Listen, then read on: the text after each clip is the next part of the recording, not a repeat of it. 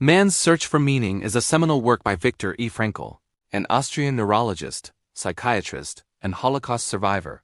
First published in 1946 under the original German title Trotzdem je zum Leben sagen, ein Psychologe Erlet des Konzentrationslager, translated as Nevertheless, Say Yes to Life. A psychologist experiences the concentration camp. It is divided into two main parts. Frankl autobiographical account of his experiences in Nazi concentration camps during World War II, and an introduction to his psychotherapeutic approach known as logotherapy. The book explores human resilience, suffering, and the pursuit of purpose, arguing that finding meaning in life is the primary motivational force for humans. Part 1. Experiences in the concentration camps in the first section. Frankl recounts his harrowing personal experiences as a prisoner in several Nazi camps, including Auschwitz, Kaufering, and Turkheim from 1942 to 1945. He describes the dehumanizing conditions, starvation, forced labor, brutality, and the constant threat of death without sensationalism, focusing instead on the psychological stages prisoners underwent. Shock and disillusionment. Upon arrival, inmates faced initial horror and denial, often marked by a delusion of reprieve where they clung to false hopes of survival. Apathy and emotional numbing. As suffering persisted, prisoners developed a protective emotional detachment to cope with the unrelenting pain, prioritizing basic survival over deeper feelings. Depersonalization and liberation. Survivors grappled with reintegration into society post-liberation, sometimes experiencing bitterness or a sense of emptiness.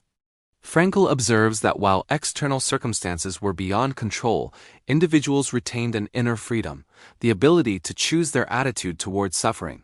He illustrates this with anecdotes, such as prisoners who found solace in small acts of kindness, memories of loved ones, or intellectual pursuits. Notably, he posits that those who maintained a sense of purpose, whether through future goals, love, or moral integrity, were more likely to endure physically and mentally. Part 2. Logotherapy in a nutshell. The second part shifts to Frankl's theoretical framework. Logotherapy, from the Greek logos meaning meaning, which he developed before the war and refined through his camp experiences.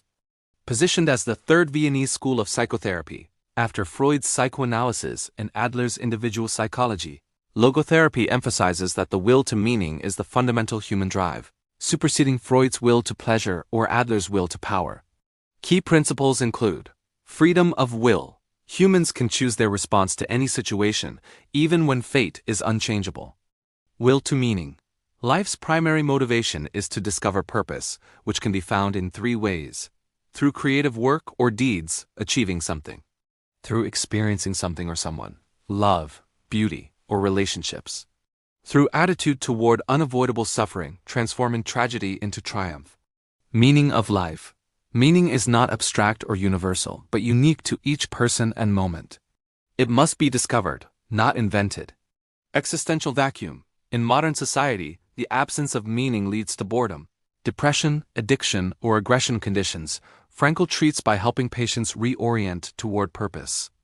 Frankl supports his ideas with clinical examples, such as patients overcoming neuroses by focusing on future-oriented meaning rather than past traumas. Complete theme. The overarching theme of man's search for meaning is the indomitable human spirit as capacity to find purpose amid profound suffering. Frankl asserts that while life can strip away everything, freedom, possessions, even loved ones, it cannot take away one's lost human freedom, the choice of attitude in any circumstance. This existential resilience is encapsulated in his famous quote, inspired by Nietzsche: "He who has a why to live for can bear almost anyhow." The book critiques deterministic views of human behavior, for example, that people are mere products of environment or biology, and champions personal responsibility for meaning-making. Ultimately, it offers a message of hope. Suffering is inevitable, but it can be endowed with meaning through love, work, or courageous acceptance, leading to personal growth and fulfillment.